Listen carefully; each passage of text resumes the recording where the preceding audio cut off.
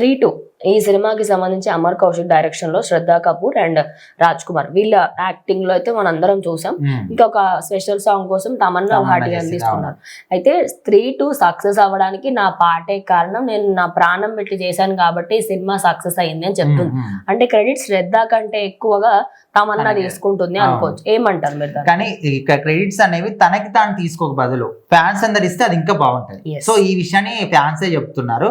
So ఇప్పుడు 3-2 cinema అనేది చాలా అద్భుతంగా, అంటే అందులో ఉన్న ఆ సాంగ్ అవ్వచ్చు, అంటే ఆ సాంగ్ అప్పటి నుంచి ఇప్పటి వరకు కూడా సోషల్ మీడియాలో ఇంకా కూడా దాని మీద రీల్స్ అనేవి కానీ దాన్ని వినడం కానీ ఎక్కువ చేస్తూ ఉంటారు. అంటే సాంగ్ చాలా బాగుంది, చాలా అద్భుతంగా నటించి తమన్నా భాటియా ఓకే ఒప్పుకుంటాం.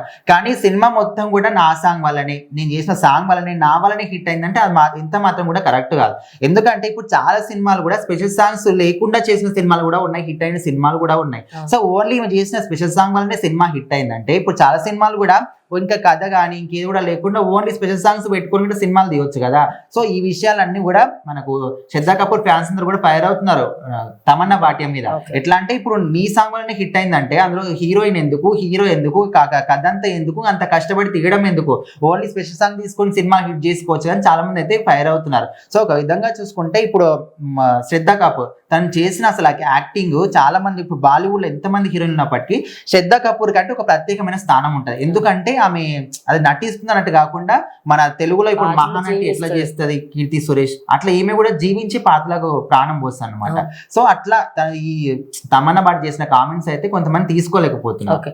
అంటే ఇప్పుడు 3-2 ఒక చిన్న బడ్జెట్ మూవీ అనుకోవచ్చు. అంటే 3 పార్ట్ 1 తో పోలిస్తే దీనికి కూడా బడ్జెట్ బాగానే పెట్టారు, కానీ ఎక్స్పెక్ట్ చేసిన దానికంటే ఎక్కువ వచ్చినాయి. ఒక్క సాంగ్ కోసం అయితే మహా అంటే 2 సార్లు పోతారు. సరే తమన్నా కోసం 3 సార్లు వెళ్తారు. ఎందుకంటే ఒక 16-19 ఇయర్స్ వరకు ఇదే ఇండస్ట్రీలో ఉంది కాబట్టి తన కోసం చూడడానికి వెళ్తారు. కానీ డైరెక్ట్ గా స్టేజ్ మీదకి వచ్చి తనే మొత్తం క్రెడిట్ తీసుకోవడం కరెక్ట్ కాదంటున్నారు.